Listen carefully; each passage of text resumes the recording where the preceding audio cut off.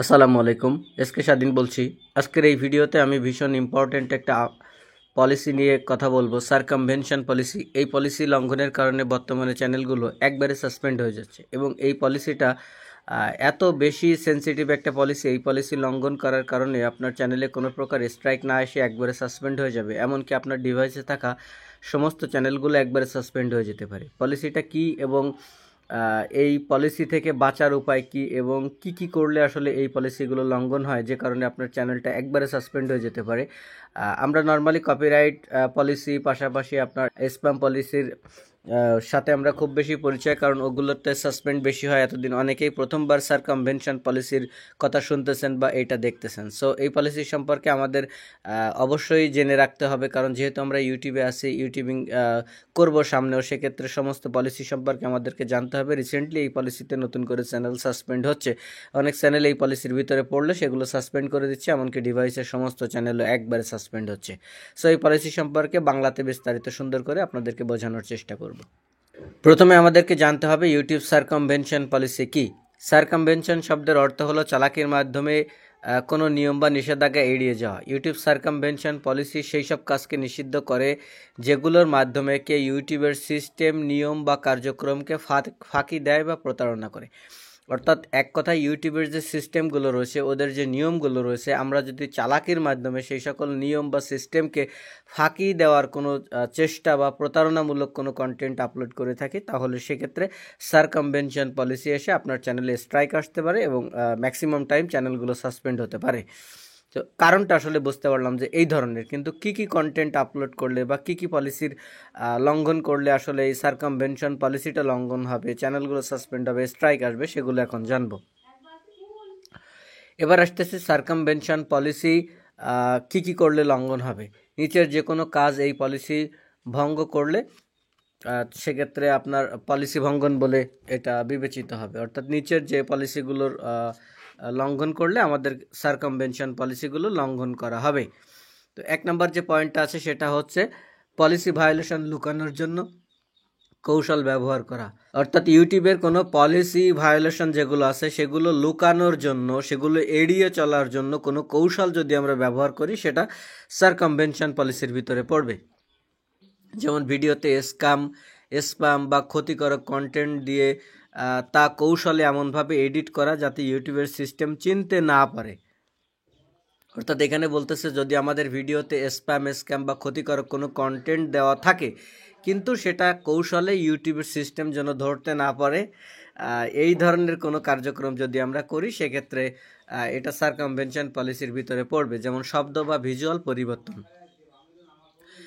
কন্টেন্টে নীতিমালা ভাঙার মতো কিছু আছে কিন্তু সেটা লুকানোর জন্য মিসলিডিং থাম্বনেইল, টাইটেল, ট্যাগস ব্যবহার করা। আমরা যেহেতু একটু কি বলি, এটাও স্যাঁচড়ামিতে বেশি পটু, সেক্ষেত্রে আমরা করে থাকি কি, কন্টেন্টের ভিতরে, ভিডিওর ভিতরে এমন কিছু আছে যেগুলো আসলে ওদের নীতিগুলো লঙ্ঘন করে, কিন্তু আমরা কি করি, মিসলিডিং থাম্বনেইল, টাইটেল, ট্যাগের মাধ্যমে আমরা সেটা ঘুরাই নিয়ে মানুষকে অন্য কিছু বোঝানোর চেষ্টা করি। সো এই ধরনের কন্টেন্ট যদি থাকে, তাহলে সারকামভেনশন পলিসির কারণে লঙ্ঘন করার কারণে আপনার চ্যানেলটা সাসপেন্ড হয়ে যাবে। 2 নম্বর যেটা রয়েছে সেটা হচ্ছে রেস্ট্রিক্টেড কন্টেন্ট লুকানোর জন্য বিভিন্ন ট্রিক্স ব্যবহার। ভিউ বা সাবস্ক্রাইব বাড়াতে বট, স্ক্রিপ্ট সফটওয়্যার ব্যবহার করা। অর্থাৎ রেস্ট্রিক্টেড যে কন্টেন্টগুলো রয়েছে, সে ধরনের কন্টেন্ট সিস্টেম করে ইউটিউবের চোখ ফাঁকি দিয়ে যদি আমরা লুকানোর চেষ্টা করি, বিভিন্ন ট্রিক্স ব্যবহার করি, তাহলে সেটা সারকামভেনশন পলিসি লঙ্ঘন করা পড়বে। যেমন হতে পারে ভিউ বা সাবস্ক্রাইবার বাড়াতে বট বা স্ক্রিপ্ট সফটওয়্যার ব্যবহার করা। আমরা অনেক ক্ষেত্রে কি করি, দেখা যায় যে আমাদের সাবস্ক্রাইবার হচ্ছে না, ওয়াচ টাইম হচ্ছে না, ভিউ হচ্ছে না, সেক্ষেত্রে আমরা বিভিন্ন সিস্টেমে এক একজন এক একভাবে নাম দিয়ে জিনিসটারে বলতে পারে। তো যেভাবেই হোক না কেন, লিগালভাবে ছাড়া ইললিগালভাবে কোনোভাবে যদি আমরা ভিউ, সাবস্ক্রাইবার বা ওয়াচ টাইম এগুলো গেইন করার জন্য যদি কোনো বট, স্ক্রিপ্ট বা সফটওয়্যার ব্যবহার করে থাকি, সেক্ষেত্রে এটা সারকামভেনশন পলিসি লঙ্ঘনের ভিতরে পড়বে। এমনভাবে ভিডিও তৈরি করা যাতে ইউটিউবের অ্যালগোরিদম বুঝতে না পারে যে সেটি নিয়ম ভঙ্গ করেছে। অর্থাৎ আমরা যে সিস্টেমগুলো করি অনেক সময় দেখা যায় যে মিসলিডিং করি বা বিভিন্ন টাইপের রেস্ট্রিক্টেড কন্টেন্ট বা ইউটিউবে ভুল বোঝানোর জন্য এক কথায় এমন কন্টেন্ট তৈরি করি যেগুলো ইউটিউব আমাদেরকে ধরতে না পারে। সো এরকম কন্টেন্ট আমরা প্রতিনিয়ত আপলোড করে যাচ্ছি, ইউটিউব ধরতে পারতেছে না, কিন্তু ইউটিউব যখন ধরবে তখন সার্কামভেনশন পলিসি দেখায় একবারে সাসপেন্ড করে দিবে। এরপরে 3 নম্বর যে পলিসিটা রয়েছে সেটা হচ্ছে অন্য কারো চ্যানেল ব্যবহার করে ফিরতে চাওয়া। এইটা খুব সেন্সিটিভ একটা ব্যাপার। সেটা হচ্ছে আপনি যদি সাসপেন্ড হওয়া ব্যক্তি হন, অর্থাৎ আপনার আগে কোনো চ্যানেল সাসপেন্ড হয়েছে এবং অন্য কারো চ্যানেলে আপনার কন্টেন্ট বা অ্যাক্টিভিটি পরিচালনা করেন, সেটিও সার্কামভেনশন পলিসি ভঙ্গ। অর্থাৎ ইউটিউব পূর্বে আপনার একটা চ্যানেল সাসপেন্ড হয়েছে এবং আপনি একজন সাসপেন্ডেড পারসন, আপনি নতুন চ্যানেল খুলতে চাচ্ছেন না বা ভয় পাচ্ছেন এই কারণে যে নতুন চ্যানেল খুললে সাসপেন্ড হয়ে যাবে। কারণ ইউটিউবের পলিসি হচ্ছে ইউটিউব যখন কারো চ্যানেল সাসপেন্ড করে দেয় তখন ওই ব্যক্তি ক্রিয়েট আর ম্যানেজ করতে পারবে না নতুন কোনো চ্যানেল, অর্থাৎ নতুন কোনো চ্যানেল খুলে কাজ করতে পারবে না বা অলরেডি খোলা কোনো চ্যানেলে কাজ করতে পারবে না, তাহলে সেগুলোও সাসপেন্ড হয়ে যাবে। এটা ইউটিউবের পলিসি, যদিও সব ক্ষেত্রে সেটা কাজ হয় না বা ইউটিউব ওভাবে সবসময় সাসপেন্ড করে না, তারপরেও ওরা পলিসির ভিতরে এখানে সার্কামভেনশন পলিসিতেও এটা রাখছে। আপনি যদি সাসপেন্ডেড ব্যক্তি হন এবং অন্য কারো চ্যানেলে আপনার কন্টেন্ট বা অ্যাক্টিভিটি পরিচালনা করেন, সেটিও সার্কামভেনশন পলিসি ভঙ্গ। অর্থাৎ ওই যে আপনি নিজে তো করতে পারবেন না, আপনি ভাবতেছেন অন্য কারো চ্যানেলে আপনার ভিডিওগুলো ছেড়ে সেখান থেকে ইনকাম করবেন, তাহলে সেটাও এদের এই সার্কামভেনশন পলিসি ভাঙ্গার কারণে আপনার চ্যানেলটা সাসপেন্ড হয়ে যাবে। এই কোনো কথাগুলো কিন্তু আমার নিজের কোনো কথা না, এটা ডিরেক্টলি ওদের পলিসির কথা। 4 নম্বরে আসতেছি ব্যান সাসপেন্ড হওয়া চ্যানেলের বিকল্প খুলে আবার ফিরে আসা। ওই যে একটু আগে যেটা বলতেছিলাম যে চ্যানেল সাসপেন্ড হওয়ার পরে আবার নতুন চ্যানেল খোলা, বিস্তারিত বলতেছি। যদি আপনার আগের চ্যানেলকে ইউটিউব পার্মানেন্টলি সাসপেন্ড করে কমিউনিটি গাইডলাইন বা টার্মস অফ সার্ভিস ভাঙার কারণে, তাহলে আপনি নতুন চ্যানেল খুলে আবার ইউটিউবে আসতে পারবেন না। এটা ইউটিউবের নিয়ম। যখন আপনার ইউটিউব কোনো চ্যানেল সাসপেন্ড করে দেয়, ওই সাসপেন্ডেড মেইলের ভিতরেই লিখে দেয় যে আপনি নতুন করে কোনো চ্যানেল খুলে বা ম্যানেজ করে আপনি ইউটিউবে কাজ করতে পারবেন না। সেই কথাটা এরা বলতেছে, যদিও সেটা আমরা অন্যভাবে করে থাকি, অনেক সময় সাসপেন্ড হয় না।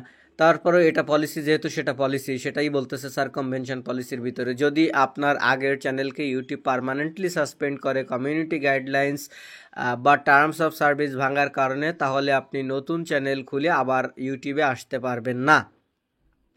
কেউ যদি অন্য নামে বা ইমেইল দিয়ে চ্যানেল খুলে আবার ভিডিও আপলোড করে, সেটিও সার্কামভেনশন ধরা পড়ে। অর্থাৎ ওরা যেটা বলতেছে যে যখন আমাদের কোনো চ্যানেল সাসপেন্ড হয়ে যায়, তখন যদি আমরা নতুন কোনো নামে বা নতুন জিমেইল দিয়ে আবার নতুন করে চ্যানেল খুলে এখানে কাজ করতে চাই, সেটা ওরা বুঝতে পারে এবং নতুন কোনো নামে বা ইমেইল দিয়ে ভিডিও আপলোড যদি করে থাকে, সেটাও সার্কামভেনশন ধরা পড়ে। অর্থাৎ সার্কামভেনশন এই পলিসির ভিতরে সেটা ধরা পড়ে এবং চ্যানেলগুলো সাসপেন্ড করে দেয়। এবার আসতেছি এই নিয়ম ভাঙলে কি হয়। চ্যানেল সরাসরি টার্মিনেট হতে পারে একবারে কোনো স্ট্রাইক ছাড়াই। যেটা আপনাদেরকে বলছিলাম, এটা এমন কড়া একটা নিয়ম যে নিয়মের ক্ষেত্রে নর্মালি কমিউনিটি গাইডলাইন স্ট্রাইক আসে খুবই কম, কিন্তু সাসপেন্ড হয় বেশি। খুব ডেঞ্জারাস একটা নিয়ম। যদি এই ধরনের সার্কামভেনশন পলিসি আপনি ভেঙে থাকেন, তাহলে কি হবে, ওরা আপনাকে স্ট্রাইক না দিয়ে ম্যাক্সিমাম টাইম চ্যানেলগুলো সাসপেন্ড করে দিবে। কি কারণে? স্ট্রাইক তো দিতে পারতো। কারণ হচ্ছে স্ট্রাইক দিত যদি আমরা নর্মাল কোনো পলিসি লঙ্ঘন করতাম, সেক্ষেত্রে স্ট্রাইক দিত, কিন্তু আমরা সার্কামভেনশন পলিসিতে যখন যাচ্ছি, তখন সার্কামভেনশন পলিসিটাই তো হচ্ছে যে ইউটিউবের কোনো পলিসি যেন ইউটিউব ধরতে না পারে, তার জন্য লুকানো বা সিস্টেমে এমনভাবে কাজ করা যেন ইউটিউব ধরতে না পারে বা বুঝতে না পারে যে আমরা আমাদের ওদের নিয়মগুলো ভঙ্গ করেই চলেছি। তো তখন ওরা দেখবে যে আপনি ওদেরকে ফাঁকি দিয়ে এতদিন ধরে এই নিয়মগুলো ভঙ্গ করে কাজ করেই যাচ্ছেন, তখন কিন্তু এটা সার্কামভেনশন পলিসির ভিতরে ফেলবে এবং একবারে আপনার চ্যানেলগুলো সাসপেন্ড হয়ে যাবে। সাসপেন্ড হতে পারে কোনো স্ট্রাইক ছাড়াই। এরপরে বলছে এখানে একাধিক চ্যানেল থাকলে সবগুলো বন্ধ হয়ে যেতে পারে। অর্থাৎ যদি আপনার একাধিক চ্যানেল ডিভাইসে থেকে থাকে, তাহলে শুধু ওই চ্যানেলটা না, একাধিক চ্যানেলও তখন ওরা চাইলে একবারে সবগুলো সাসপেন্ড করে দিতে পারে। এর চেয়েও কঠিন কথা হচ্ছে, আপিল করলেও অনেক সময় ইউটিউব ফিরিয়ে দেয় না, যদি প্রমাণ থাকে যে আপনি সাসপেনশন ফাঁকি দিতে চেয়েছেন। অর্থাৎ এখানে যে পলিসিটা সার্কামভেনশন পলিসি, যদি লঙ্ঘন করতে চাচ্ছেন বা লঙ্ঘন করে যাচ্ছেন, এটা যদি ওরা বুঝতে পারে তখন আপিল করলেও চ্যানেলগুলো ব্যাক দেয় না। কাজেই সার্কামভেনশন পলিসিটা সহজ, এরপরেও যদি আপনারা সহজ মনে করেন তাইলে আসলে কিছু বলার নাই। তো আপনাদেরকে বলবো যে নিয়মগুলো বললাম যে সার্কামভেনশন পলিসি, আমি আশা করি আপনাদেরকে সুন্দর করে বোঝানোর চেষ্টা করেছি। সো ইউটিউবে যারা কাজ করবেন অবশ্যই এখন থেকে সার্কামভেনশন পলিসির কথা মাথায় রাখবেন, কোনো সিস্টেমে উলটপালট কোনো কিছু নিয়ে কাজ করার চেষ্টা করবেন না। সো সবাই ভিডিওটা বন্ধুদের শেয়ার করে দিবেন, যারা বিশেষ করে ইউটিউবে কাজ করে গ্রুপ পেজে শেয়ার করে দিবেন, আইডিতে। সবাই ভালো থাকবেন, আল্লাহ হাফেজ।